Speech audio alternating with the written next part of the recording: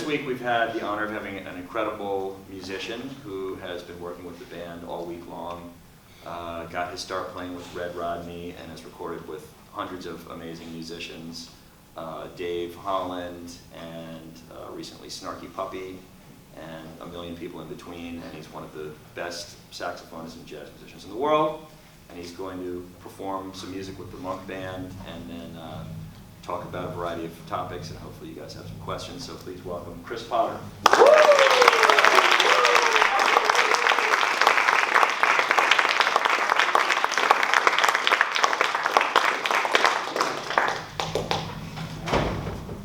So the way I was thinking that we would do this is I would start with a couple tunes that we're going to do, and then really I have nothing in mind to talk about, but I'd be happy to see what's on your mind and see if you have any questions, and then usually we're off and running. But I think first we're going to do first a standard with just a rhythm section. I kind of have, I don't know, I was mentioning maybe If I Should Lose You, right?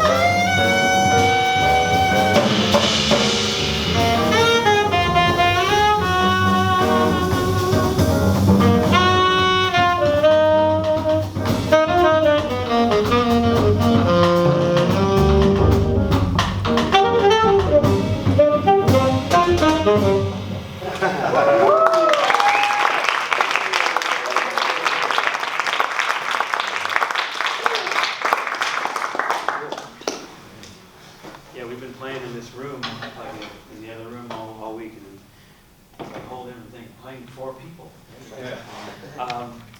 We'd like to do another tune, bring the rest of the ensemble up. This is a new tune that I just brought in. I'm going to be doing a tour soon with the great bassist Dave Holland and master of the tabla, Zakir Hussain. And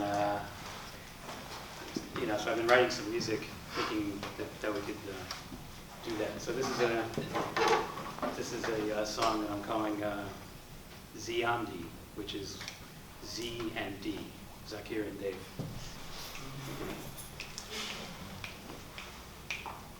One, two, one, two.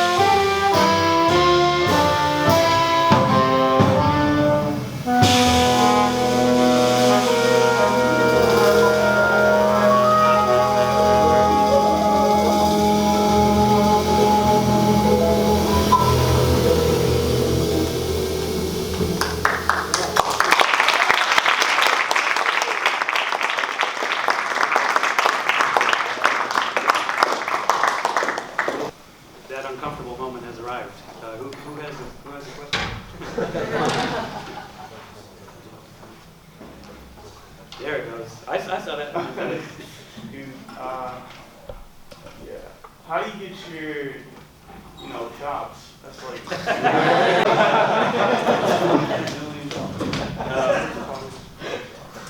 Wow. Okay. Well, how do I parse that? What's your main practice? Yeah. Check. Diets first. Yeah. Well, that's a big question. That's the $1 million question, right? Is what do you do when you get out the horn every day? What do you actually work on? How do you not be in the rut? Yeah. How do you make sure that that you're not just going over territory you've already been over before? Yeah. That's something that I've given a lot of thought to. I mean, I've always had this feeling that I have no idea how to practice, and at this point I've kind of given up on it. Like, whatever I do, that's what it is. But there's all different aspects to it. I'm not like at all the kind of person who says, okay, I'm going to practice for 2 hours, and the first 15 minutes I'm going to do this, and the second 15 minutes I'm going to do this. And, I don't think I was ever like that. It's much more kind of stream of consciousness, where I maybe have things in mind that I want to work on, and I get up the horn and I kind of start playing, and I run into whatever that limitation is, and then try and figure out a way to solve it, I mean, the way that I really began in this music, getting it together, was by listening to a lot of recordings and trying to sound like they sounded. Simple as that. Learning what the form was, learning, obviously knowing, having to know what the key is, maybe have an idea what the chord changes are, and then just listening over and over and over again, and trying to figure out, what notes Lester Young or Coleman Hawkins or Charlie Parker or Cannonball Adderley or Sonny Rollins or John Coltrane or Stan Getz or Dexter Gordon. I mean, it's a long list. What they were doing, and try and make it sound like that too, because it always seems to me like I actually never though really transcribed a lot of solos. That's not what I remember doing. I remember just playing the record over and over again, and then kind of playing along, and whatever phrases I didn't hear, I would listen to it over again and just see if I could get it. But I never really, just wasn't on my radar to learn the whole solo. It was more just to kind of play along in the style of, and this was back when I was starting. I mean, I remember, I was I started playing the saxophone when I was 10. So when I was 12, I was listening to Charlie Parker and trying to do this. And just absorbing it like a language, like you absorb a first language, because there's just things that kind of sound right and things that don't, and I guess you could codify them, and analyze them, but that's not really how people speak the language, when you're talking to your friends, you're not constantly, oh yeah, I need to put that verb in the past tense, or how do I conjugate the, it's like, if you're spending any time at all thinking about that, the moment is gone, So really, you get it in your head, and that's the most important thing, and so I did that with a variety of different people, like I was saying. I mentioned a bunch of names, but and I would kind of notice that, during a very intense, Joe Henderson study period, I would notice that I was starting to kind of play like that a little bit, which I think is fine. I mean, when you're learning, when you're studying, you're not necessarily going to just eventually, just automatically have your own fully developed voice. It just doesn't work that way. You copy what other people say, and you let it assimilate, in your mind, and then you do that with a lot of different people, so that you have a lot of different kind of frames of reference. And and then you play what you like, and then it's you. You know, it's kind of a gradual process. I would say that one way that I've found to try and get new ideas into my playing that, you know, aren't just exactly what Bird played, you know, because I want to do something different and I imagine something else, is by also checking out a lot of different other music, you know, not just saxophone players, definitely, and not just, you know, jazz. I mean, at the same time, I remember, you know, working on the Charlie Parker records, I would also sometimes put on the Rite of Spring and just play along, you know, and see what that felt like, and if I could make some music from that, you know, or Indian tabla music. We were discussing that I remember actually practicing with Zakir on record when I was like 20, you know, just getting those rhythms in my head, not really studying the language from that perspective, but just getting the sound in my head. So, I mean, that's the first thing, I'd say, you know, as far as really starting to sound like, you know, you're actually playing in the language, is the listening and the copying, you know. And of course that involves a lot of ear training. That involves being able to hear something and grab it and go, oh, yeah, I know what that is. And, you know, the more you do it, the better you get at it. I mean, I don't have perfect pitch. I kind of hear everything in terms of relative pitch, so which I think I use that. I think if I did have perfect pitch, I would have a different approach, because I kind of, you know, think about moving things around and which key it's in, and, you know, just using an idea. It can be anywhere, you know. I don't really hear it as an absolute. You know, getting into more kind of the technical aspects of it, yeah, again, it's a big question. I'm sure I could elaborate on any aspect of it. You know, as far as like learning tunes, you know, before anything else, just having an idea of how the tune goes. I play piano. I will kind of figure it out on piano and experiment on piano and like see if I can just get, you know, voice leading to make sense and just explore the tune from that angle. That's often how I work on maybe a tune I don't know. And then I kind of apply those ideas to the horn, you know, and if I understand them well enough, if I understand the architecture well enough, I find that I can technically execute things that might have been very difficult for me before. Because the real thing is, you know, if I understand the structure of it, then I'm not trying to go for a lick. You know what I mean? I'm thinking of it as a musical idea over this abstract structure that I really know in my head. You know, so that's a huge factor that I would say, you know, comes at a very high level of importance, you know, before all the just practicing technical stuff. Now, of course, you know, in order to be able to execute stuff, you have to shed it. I mean, I've just spent a lot of time on it, you know, both kind of improvising freely and also setting up certain exercises for myself to, you know, address things, you know, being able to play whatever idea, you know, in different keys, in every key, and be able to manipulate it in certain ways, you know, maybe not just in every key, like up and down and half steps, but think of it, oh, I can play it, you know, in whole steps and minor thirds and major thirds. I mean, just to give you an example, you know, I know. Okay, you know.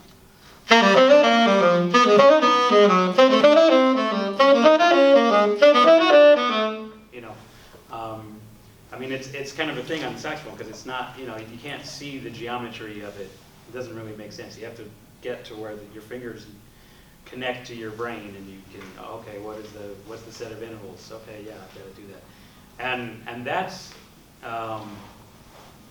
as valuable as just being able to do it. Like if I saw that written down, I might be able to execute it, and then after I was done executing it, I might not really remember it or be able to do it again. But if I'm, making sure that I get it from my head, and I have to come up with the intervals, and I have to do the brain work of, then I really know it, and I can really move it around. So that was up in half steps, but also,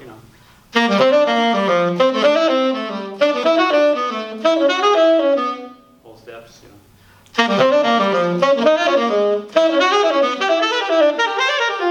minor thirds, expanding the intervals.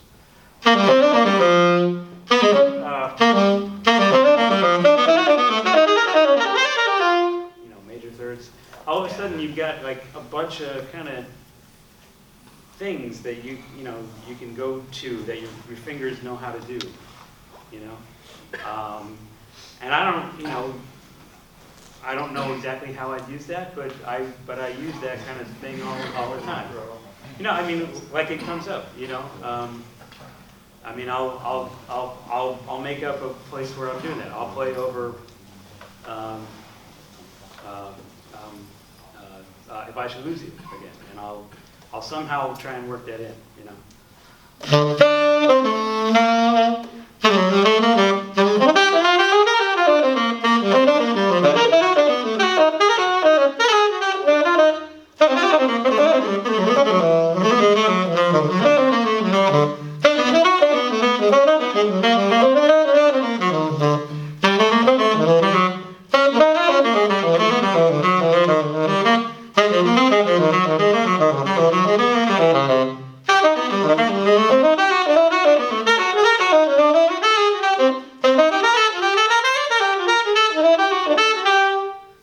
I was playing some variations on it, but I was using it.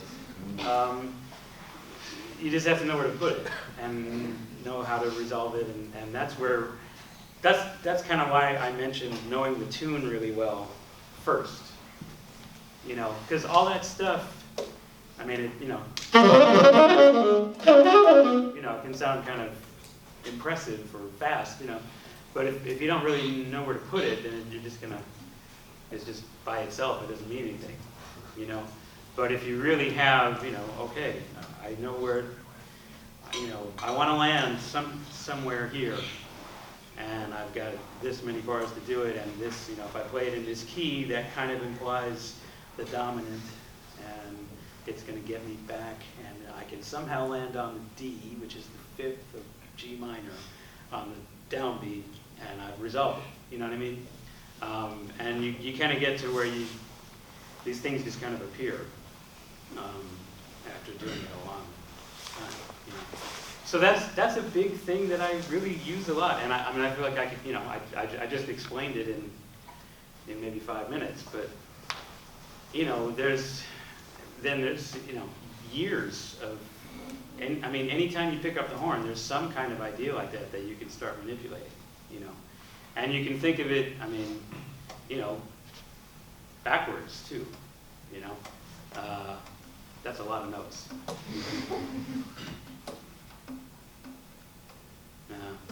Wow, yeah, see, that's where I would write it down, just to get the first thing in my. Is it? Wow. Maybe. I may be wrong. Let's say it's that.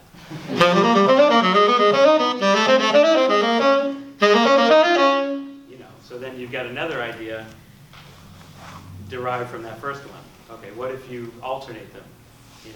Which I'm not. This isn't really going to be exactly right. It's just too many notes. I'm going to shorten it.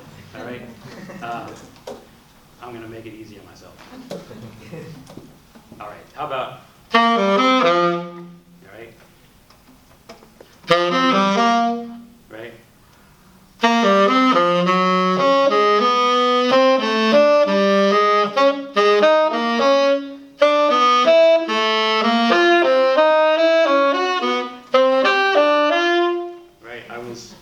going up in half steps, and I was playing the original one first, and then the retrograde second.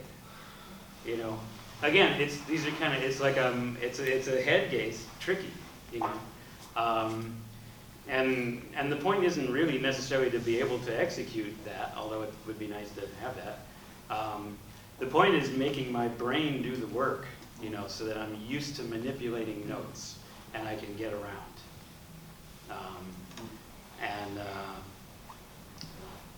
You know, because I mean, if I don't have an idea of what to play and an angle to use it, you know, I don't feel like I have any chops at all. If I say to myself, okay, play something fast, you know, then it just doesn't come out. But if it comes as an organic part of whatever idea I'm trying to play, then, I mean, sometimes you know, someone will show me a transcription of something that I've played, and I'll go, wow, that's hard. You know, like for me to read that, it's like it would take me a while to get it, but I somehow, you know, was able to do it in the moment. You know, there's a lot of other aspects too. I mean, my grounding, my kind of default, you know, home base is, you know, really over standards, the jazz tradition, bebop, you know, Bird. I really think about Bird probably more than any other saxophone player when I'm thinking about how to approach things, even if it's a very different situation. Because I'm thinking about, you know, his sense of time, his the freedom of the phrasing, the incredible kind of way he was able to link, you know, his rhythmic concept with his harmonic concept with his melodic concept. You know, it's like it's just inextricable, any of those strands. You know, it's like Bach. And it's a little similar in a certain way. Like, okay, he's going to land on a certain, you know, chord tone. He's going to make sure that he lands on a certain chord tone on a certain part of the beat to show that that's what it is. You know, so that he was able to play lines where you can tell exactly what the harmony is just from that line. You know.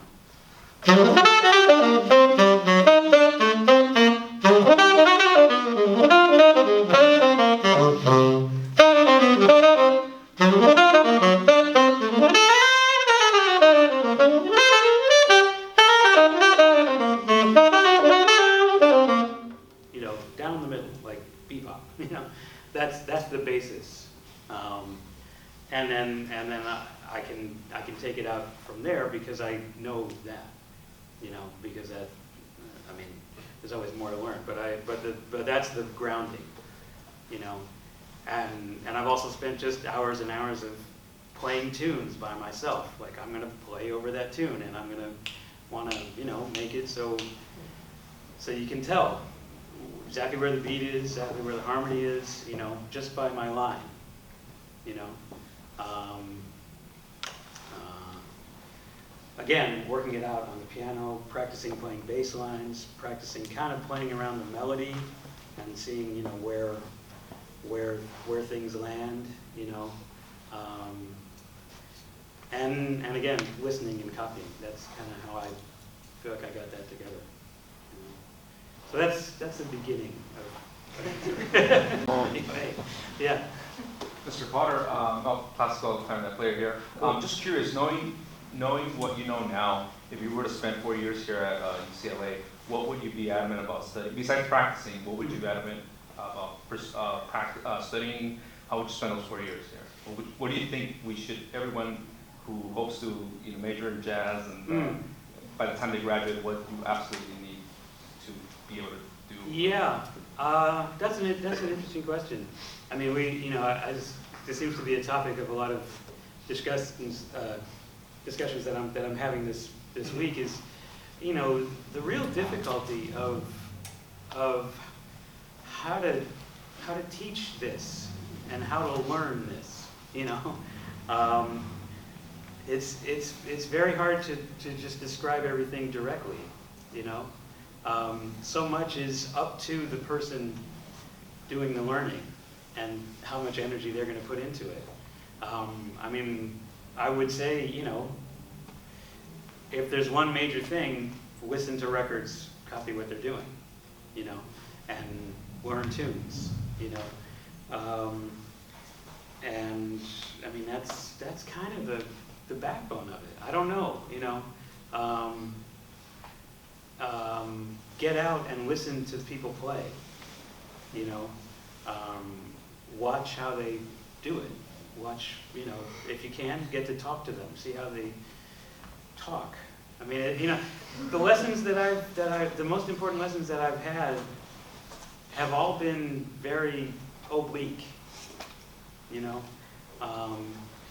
It's all been just like being around someone who had a lot more together than I did, and just checking it out, you know, and hopefully getting a chance to play with them, because then it really comes out in stark relief, you know. You really learn what you don't know when you're playing with someone that has more together, and you go, wow, okay, I get it. And, you know, I don't really know how anyone could have, you know, those situations that have happened, I don't know how anyone could have possibly said, okay, so what you need to get together is this, you know. No, there's no other way that I could have experienced what it meant except to hear someone do it and be next to someone, or at least listening to someone do it. So, you know, it's a very difficult thing to know how to teach it, and also exactly what, you know, a list of things to study. Also because everyone's going to have just different proclivities in one direction or another. Maybe someone really, you know, immediately gets a certain melodic phrasing part of it, but doesn't, you know, really know the harmony. Or maybe they have a strong grounding in harmony, but they're just going up and down, and you never hear a melody. You know, everyone's going to have a different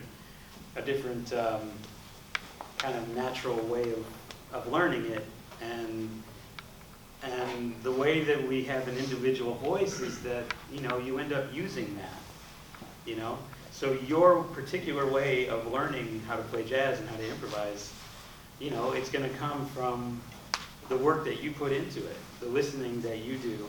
I mean, of course, you know, some of the most direct, valuable information that people have given me is, hey, check this record out. You know, that's specific information that's like helpful, you know. And even now, I find that a lot of the inspiration that I get from listening to other music, you know, it comes from my friends. It comes from the musical community that I'm in.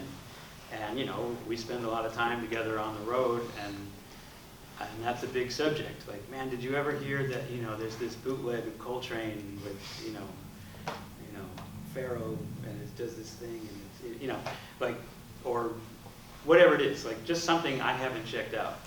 And I get so much from that still, you know. So, that, you know, and just kind of knowing what to focus on is the whole thing, too, you know.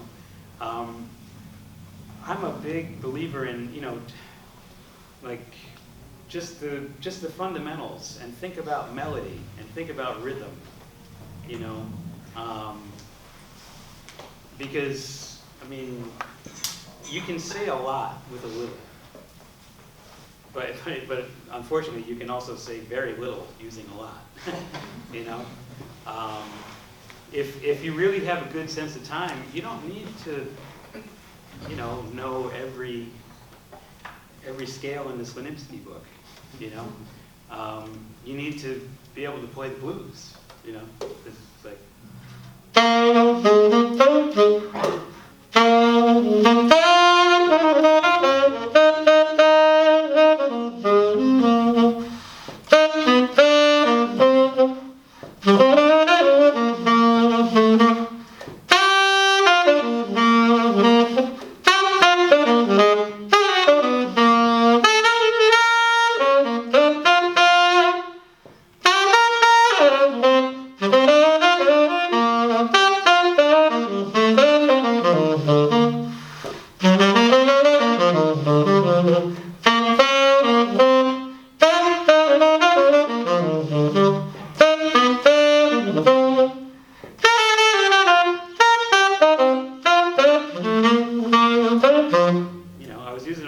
phrases, kind of just real stock phrases, more than once, you know, but just trying to get into that groove. And that was already a lot of notes. I mean, that's a lot more notes than B.B. King ever used, you know, and he said a lot, you know. So there's so much of it that's kind of knowing what to do with the material that you, I mean, you know, if you're playing classical clarinet literature, the amount of material that you've got to get under your fingers is enough for, you know, a lifetime of improvising. It's just like, what do you do with it? And it's hard. Like, I mean, it's hard to explain what to do with it, you know, except again by just listening and as a language. I wish, you know, focusing on sound, focusing on a sense of time, focusing on a sense of phrasing, I would say, you know, as far as your own playing, those are the first things, you know. Be able to play the melody, you know. Think about what that melody is, you know. If I should lose you, you know, it's a tune about something, you know.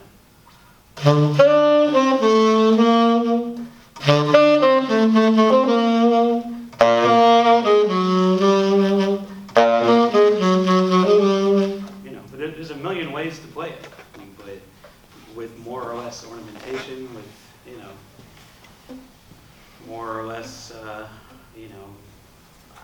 you know, it gets abstract in a hurry, like melancholy, you know, anger, you know, shades of meaning. That's why it's compelling to listen to a great jazz musician. It's like the way they can deliver these things, and you know, the way they improvise. Obviously, that's you know, that's listening to them kind of compose new melodies on the spot.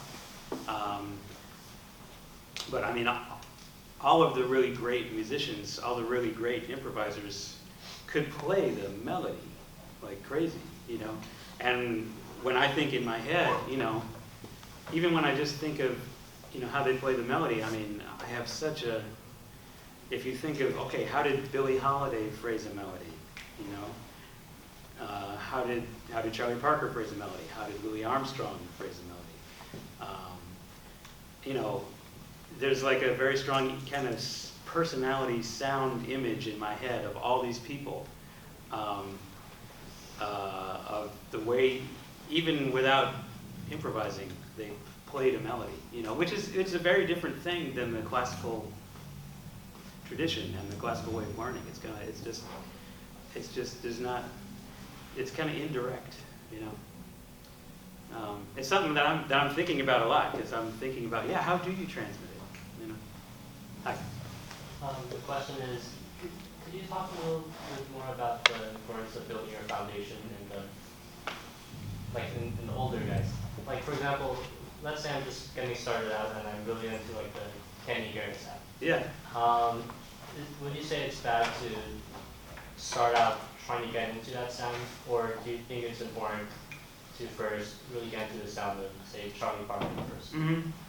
That's an interesting question. I mean, the way that I was introduced to the music, somehow I started from the back. I mean, basically, okay, so the first records that I heard were like Time Out, Dave Brubeck Quartet, you know, Paul Desmond, and then Coltrane with Miles, you know. These were some records that my parents had, you know. It was a very limited thing.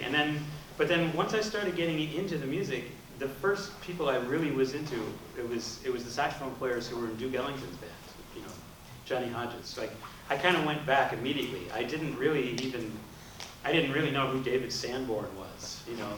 It was just, that wasn't on my radar at that time. And then I kind of moved forward to, like, I just kind of, for whatever reason, my education kind of followed the history. So I didn't have that as much, you know. But I do see that a lot, that like, yeah, of course, I mean, because Kenny Garrett, he's around and he's playing gigs and he sounds great, and you're gonna be into that. He sounds great. I mean, there isn't, you know, that isn't to say don't be into people that are playing now. But I would say that, if you really want to understand Kenny Garrett and what he's doing, you definitely have to go back to training. And you understand how people that are playing now got to what they're doing in a much more complete way if you hear what their influences are, and then who their influences are, I'm not, saying that you need to know absolutely every recording ever made by, it's just more like getting a sound in your head. And also, the music has gotten very, very complex. There's a lot of stuff going on. There's so much, in a short span of, 100 years or so. There's, odd meters and extended harmony and, all kinds of things that it's a very big language now, And when you listen to Louis Armstrong, you hear a bit of a simplified essence of where it's coming from that can be easier to, to get at what the point is, So then you can go from simple to complex, Yeah, that's my take, yes. Like, when you're shedding, do you often go through barriers? I mean, like, I know you go through phases and stuff with listening to different solos or transcribing some stuff, but do you ever have a reluctancy to, like, shed out of a book to, like, for example, this Leminski book? I know Train, like, carried that around him for like 2 years, but I was wondering if you just go through barriers and phases and, like, thoughts in your head, like, do I want to, like, divert my energy to all of that or work on, or you think that's all, like, singular? You think that's all together? It's a good question. I think also, I have some bootlegs, some Miles bootlegs if you want. Okay, all right. Yeah. I think you practice what turns you on at the moment. I mean, the big thing about the reason that I've spent so many hours doing this is because it was fun, really. And I, or it could be very frustrating and all that too. But it was like trying to figure out a puzzle, and you imagine this wonderful thing in your head, and you're like, well, how do I get that from a very vague idea into actual notes in this, cold piece of metal? And yeah, I mean, there's all kinds of methods. There's all kinds of books. I have checked out the Zanimski book. It didn't completely change my outlook. And I listened to your, like, Steely Dan stuff. I'm like, wow, it's just so cool. I mean, like, I don't know, diverse sound and stuff. You end up, I'm not a real systems guy. But I see the value of checking them out and understanding what a system is. Even though I may, and then I can use it or not. Because I've spent, this isn't even a direct thing, but like, the Messiaen modes, when I was, in my early 20s, I kind of discovered that, and I spent a long time, like, he's, some of them, if you're not familiar, I don't know, it's, the idea is he had these modes that were all symmetrical in some way, so you had the whole tone scale, where everything is all set apart. He had what we call the diminished scale,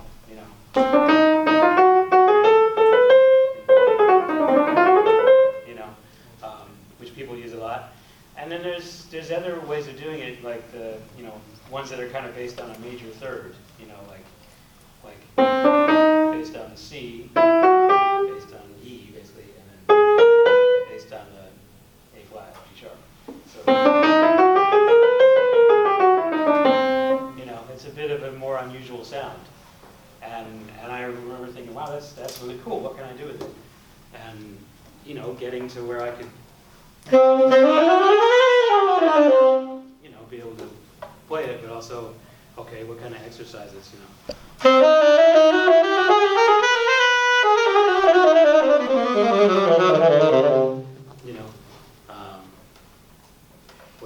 also then just improvising, you know, because I like to, like, whatever I'm working on, I like to improvise. I don't want to just mechanically go through some motions. I want to make some melodies, you know.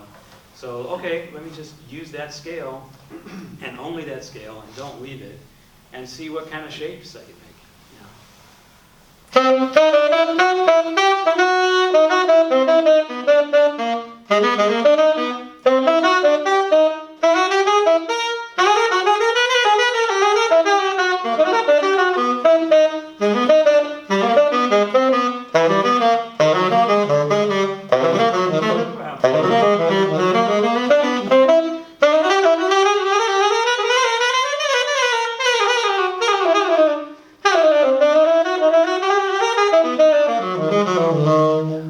You know, it's cool. It's kind of snaky. It's like, what key is it in? You know, I found that really useful. You know, there's an example of like a systematic thing that I, you know, found a way to use in whatever way I wanted to use it, which is clearly what, you know, that's what you hear Coltrane's actual playing. You know, I mean, it doesn't, you know, he's not just going by, Yeah. you know, what. So, you know, you find whatever turns you on and try and figure out a way to use it in your music. You know? And I've gone through a lot of different phases and a lot of different things, checking that out. And I hope to continue doing that. I hope to keep being introduced to things that are new and foreign. I mean, you know, having the chance to work with Zakir and getting into this Indian system of Zakir. is you know, there's all this, you know, amazing stuff. I think it's, you know, pretty much every day on that tour, like me and Dave Holland's, you know, heads were just kind of exploding. You know, wow, that's possible, which is great. I mean, it's some new stuff to chew on. That's what keeps it, you know, it's what keeps you moving. Yeah. I had the opportunity to hear you play with Zakir in Holland at Walt Disney Concert Hall a few weeks back. Oh yeah, right. Yeah, it wasn't that long ago. We were here. Yeah. I was wondering if you could talk more about your experiences, but also like to what extent you felt that you had to adapt your playing to sort of the new environment, or to what extent you felt like, okay, I'm bringing what I have, and then I'm sort of inserting that into this group that we're creating. Yeah, that's an interesting, you know, thing in general, because I mean, I've been associated now with a lot of different kinds of jazz, different kinds of music, you know, which I'm happy about. That's what I always want to do, because I like a lot of different things, you know, and the way that I try and approach that is from the standpoint that, you know, I'm not going to try and be something that I'm not. I want to, you know, like my identity, the way I think about it, you know, has to do with the choices that I make, like the musical choices that I make. That's kind of going to, you know, that's kind of who you are. Like in a situation, and this isn't just a musical thing. I mean, like whatever happens in your life, you know, basically your identity is shaped by the decisions you make in different situations you find yourself in. You know, you go through stuff and you have to, someone's gonna zig and someone's gonna zag in a given situation. So, you know, but of course you do have to try and again adjust to the language that's going on. It doesn't alter kind of who you are essentially, but the more you know about, you know, the language, the subject matter at hand. I mean, it's, you know, it's like anything else. Like someone that knows a lot about a subject is going to be able to have a much more interesting conversation about that subject than someone who doesn't, you know.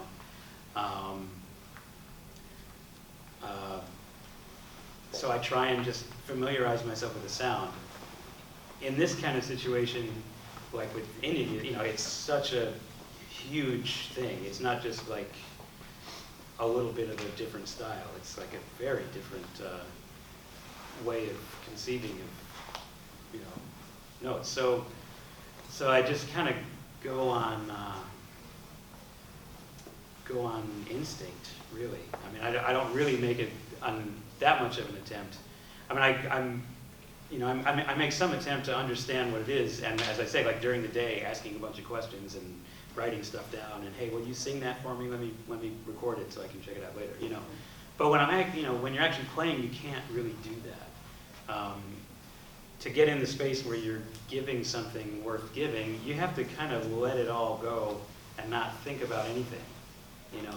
So I just kind of, in that situation, I just kind of hope that what I'm doing makes sense with what's happening. And also, you know, the reason that I'm there is not, he's not hiring me to play Bansuri, you know, like Hari Prasad.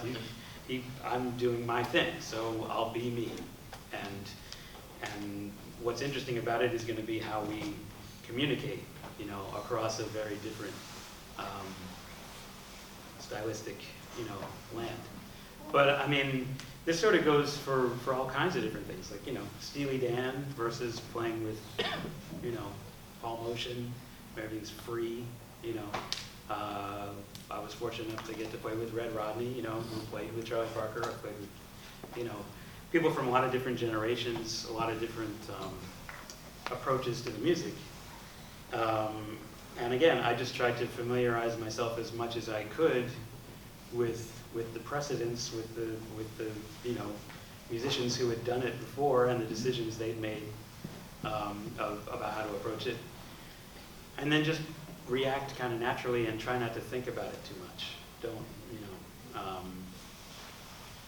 just be me, you know, and that's kind of all we can do, you know. But it's hard because, I mean, it's, you know, it takes some courage because you're kind of like, wow, I don't know, you know.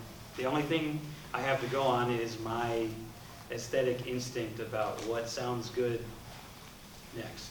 That's all any of us have when we're improvising is, does that sound good? Yeah, okay, I think that's gonna sound good. I'll throw that out, you know. I mean, when you think about it, you know, it's like, wow, you really are exposing who you are, whether you like it or not. I mean, whenever you play music, actually whenever you are among people, you're like that, whether you realize it or not, of course. But if you're thinking about that all the time and self-conscious, you're not gonna be able to do anything. So you let it go and you go, oh, okay, this is what I like. This is the note I think is gonna be best next. Here it is. Hope you like it. Yeah. Boy, there's a lot of hands. Is there anything that you do other than music to get in that relaxed state of mind? Well, yeah. I mean, nothing real scientific. You know, I'm not. You know, I mean, I do go. Okay, don't think about anything. I'm not an expert in meditation at all. But I do, you know, sometimes go, okay, thoughts, no thoughts for a while. It's very, very hard. Very hard. But I find I benefit just from that. You know, and it could be. I mean, I'm on the road all the time, you know, just sitting on a plane, sitting somewhere in a hotel room, just, okay, turn it all off for a minute. I find that helps, you know. And of course, I mean, you get inspiration from everything in your life. Music is for life, you know, if you're not, I mean, I think it's a natural thing as musicians, especially young musicians learning. I mean, you can get so absorbed in it that it takes over your life, you know, and maybe that's your job for a while, you know, is to let it take over your life. But in the end, you really have to get out of that and be a person first, you know, and engage with people and, you know, figure out who you are, you know, away from your instrument and not have your identity kind of wrapped up in it, you know. I mean, I don't really have any particular, you know, I like to read. I've got a family that keeps me super, super busy from home. But nothing special. And I mean, I really do love music, so I work on it a lot. And I've kind of grown to accept that. Hopefully my family has as well. Yeah. I heard you do a masterclass years ago here, actually, at UCLA. It was part of the Henry Mancini Institute. Oh, yeah. Yeah. That must be, yeah, it was a while And you ago. said that you did a lot of things that really stuck with me. I'm a classical musician. I actually teach horn here Okay. at school. But one thing that you really, that you talked about that I actually use with my students now, and I've really been trying to kind of get them to embrace it, even as classical musicians, is that, you know, you're kind of starting at any level in improvisation, just starting with a simple idea and kind of developing rhythm first maybe, or then getting into a style and then adding notes. Because I think a lot of what intimidates classical players about it, you know, is the language, is the harmony, Yeah. and, you know, kind of understanding all that. And I just don't know if you could just talk for just a second about, you know, maybe, I think you did like a one-note improvisation, basically. Really? Uh-huh. Okay. I Wonder what remember I was- getting like a group of, because you're talking about, somebody had asked about, you know, how do you vary your rhythms? How do you come up with Right. interesting rhythmic ideas? So Yeah. I think you kind of did like a one-note thing on a rhythm, and then expanded it from there, starting on, you know, adding a couple notes. And Yeah, I don't know, yeah. do you have any suggestions for like beginning kind of improvisation, whether or not it's actually following changes or Right, just right, free? right. You know? Yeah, I mean, it can be very, very, very liberating to not start with, you know, giant steps, with, you know, changes, you know, or, you know, just no changes and no pressure about anything at all. But yeah, I mean, this is something we were actually talking about the other day, is you know, how to think from an idea, and you introduce an idea, and then you work with that idea, you know, and you're not as concerned with anything else except what to do with that idea. Now, rhythm by itself, maybe I'll kind of address that first. Yeah, I mean, rhythm is kind of something. Again, it's a very deep subject, but you know, you learn more about it by trying to do things, you know, and yeah, I mean, the way, like, I remember getting to a point, you know, years ago where I really felt stuck in the way that I was playing, and I really didn't know how to go forward, you know. And I remember being extremely frustrated after a gig and taking a walk, you know, at 1 in the morning. And I just started kind of singing to myself, like, okay, so if I don't like what I'm playing, like, what is it I'm hearing, you know? And kind of scat singing to myself in kind of a rhythmic way, not worried about the pitch or anything, but just, well, what is that? What am I looking for? And you know, it was kind of beginning to think about, like, well, how do I get away from this Charlie Parker influence and get other rhythms in? That's what I was doing with, you know. So I was thinking about, you know,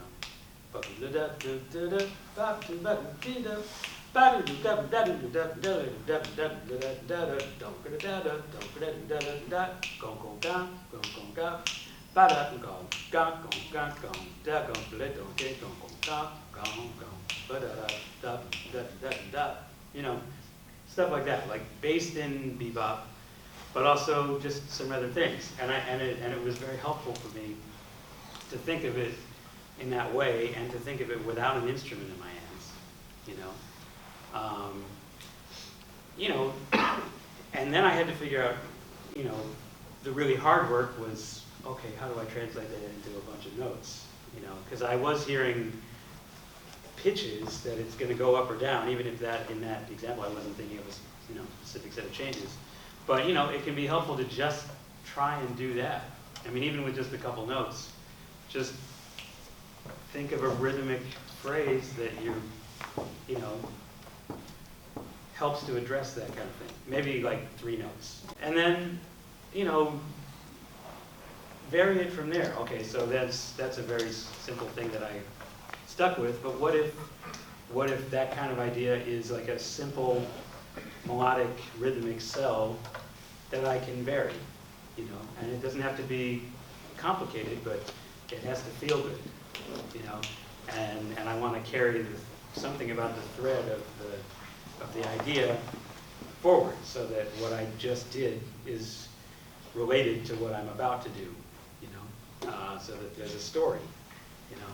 It's not just one lick, another lick. It's like narrative. You're introducing a character maybe, and that's, something happens to that character. They go through this, So,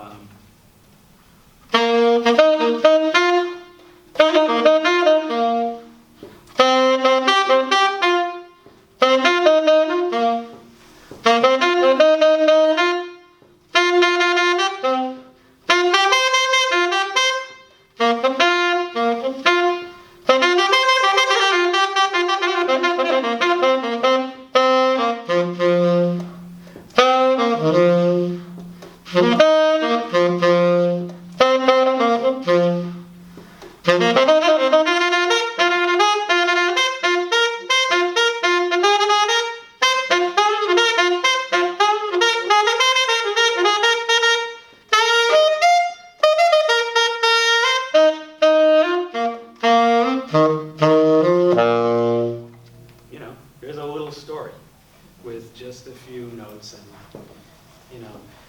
and it can be very liberating also for people that have been, that are jazz musicians who've been studying it forever, because you get caught up in,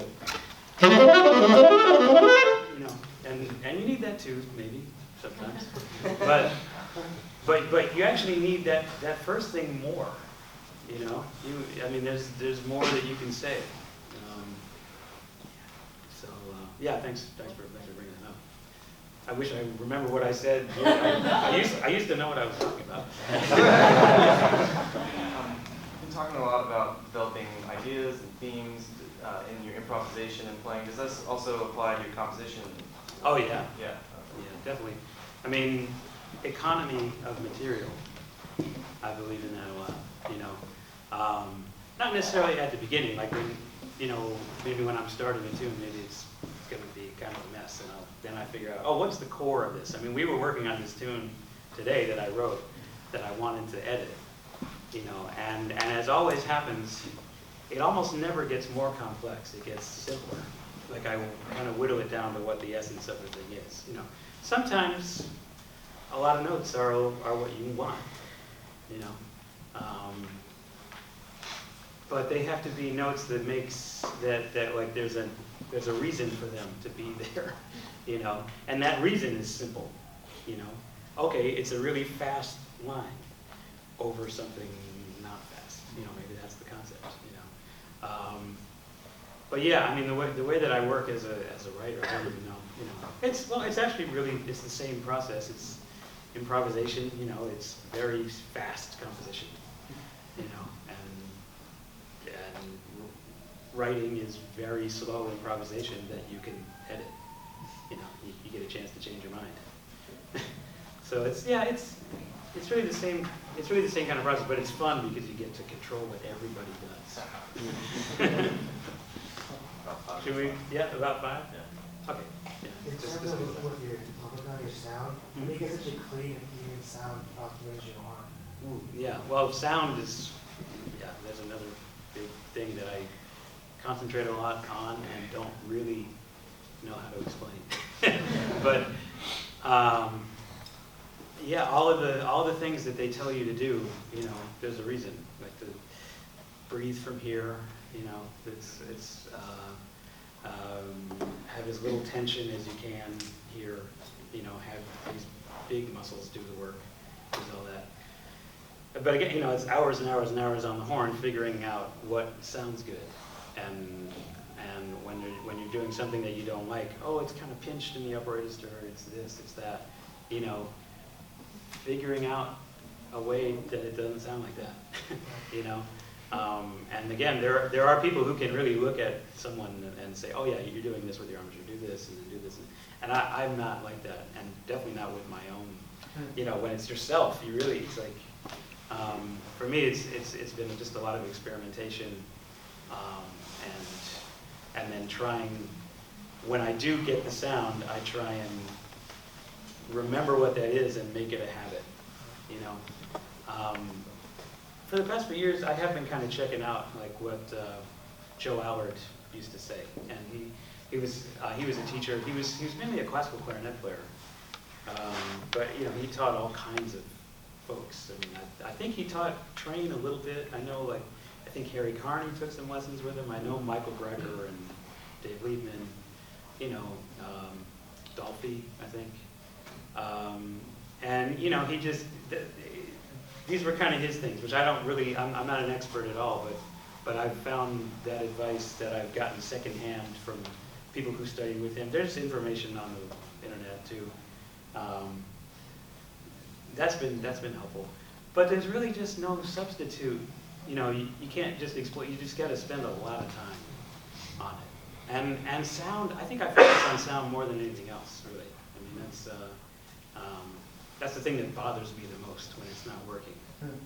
You know, the thing that bothers me the most about my own playing, you know, is, yeah, like when I'm in the middle of some idea, so I lose the focus of the sound, how to do it, you know. The thing that really bothers me, and I know this would solve all the other problems, is if there's any kind of tension or fear or I don't know how to say it, you know, some kind of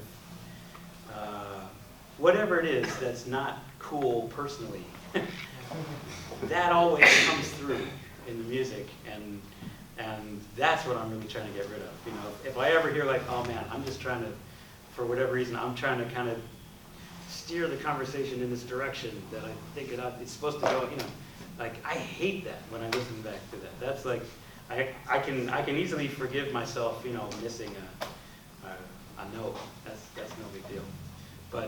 But if I feel like the intention is not right, and that, you know, this is kind of sounds tangentially related to sound, but it's very related, because, you know, since I've spent enough time on the horn, when I'm in a good place and everything is going, then the sound works.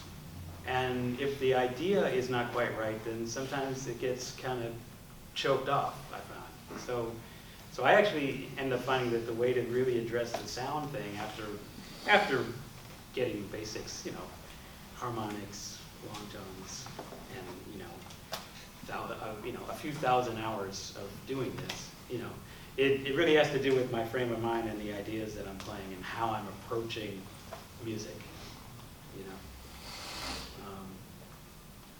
I don't know, is there time? I mean, we're kind of running out of time. When do we lose the room, Lindsay? We can go on? Yeah. If you want to play and everyone's willing to stay. Yeah? Yeah. Sure. All right. Well, yeah, I think I'll play one more tune. One more question. Oh, yeah, fast. So like, I know like, I guess mentally your sound changes like depending on your mood and how you vibe with your players and stuff, with the other players and stuff. But physically, I see a lot of players like put their mouth open or change it, alternate whether they're going up or down on a horn. But I don't know, when I took a lesson with Walter Smith, like he has a different embouchure altogether. It's like closed lip, I guess clarinet players use it. So like he doesn't have that much inflection of tone, but like when I hear you, you have like your inflection of tone is like really beautiful, and like when I try to do it, it's really obvious. I don't know how to control all this. Yeah, well, thanks. I don't know. I mean, you know, it's trial and error. There's a lot about kind of getting to where you don't need to move that much. Yeah. You know, you only move for accents. I don't know. What do I do?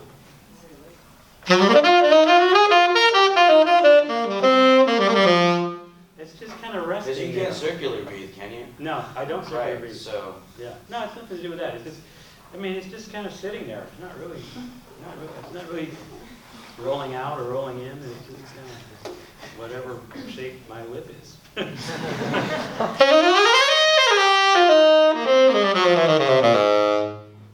Yeah, I don't know. I'm thinking somehow I feel it in here, the resonance.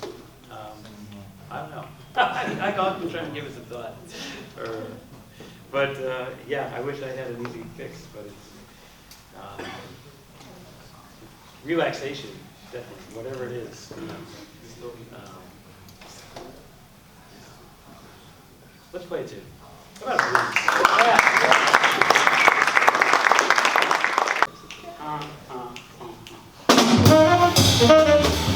blues?